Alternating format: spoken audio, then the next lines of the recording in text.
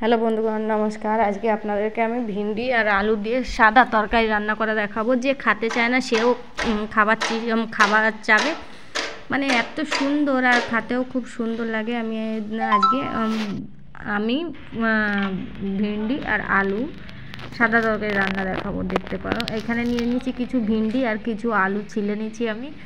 ভিন্ডিগুলোকেও কেটে নেবো, আলুগুলোকেও কেটে নেবো। দেখতে পারো এখানে কড়াই গরম করতে রেখে দিচ্ছি আমি।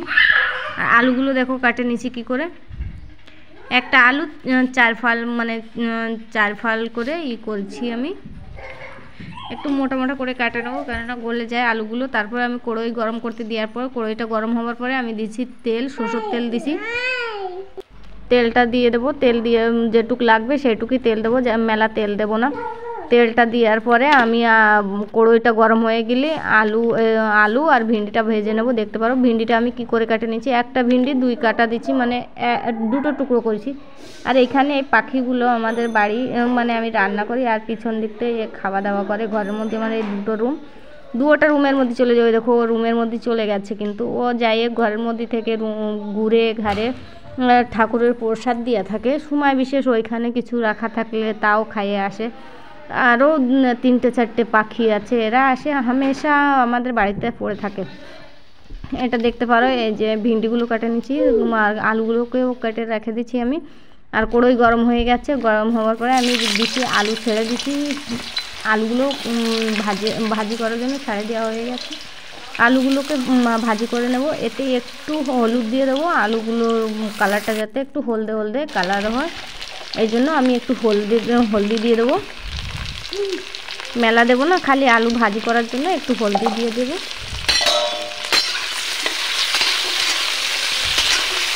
আর এটাকে কাদা করে নাড়াই নেবো আমি। কি হলদিটা পুরো আলুতে লাগে যায়।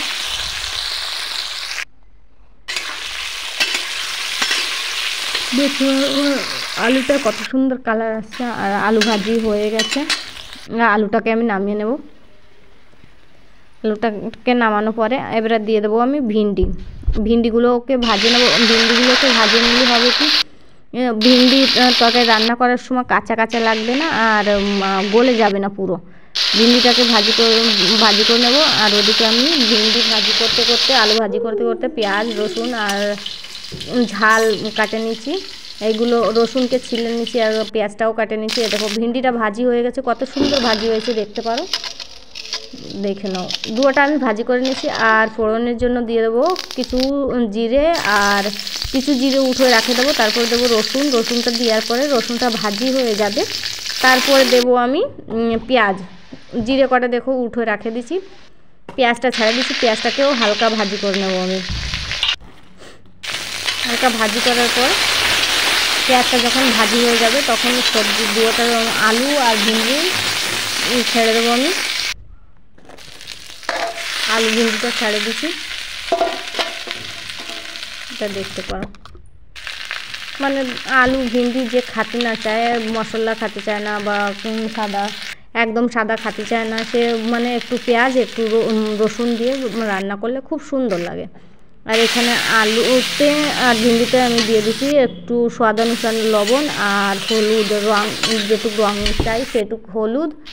এবার আমি দিয়ে দেবো জল, পরিমাণ মতো জল দেবো। এটাকে একটু ঢাকে দেবো। মেলার সময় ঢাকা লাগবে না, কেননা ভাজি করা আলু আর ভিন্ডিটাও ভাজি করা, এই জন্য মেলার সময় ঢাকা লাগবে না। 2 বেলা ঢাকা দিলে বাস গলে যাবে সব।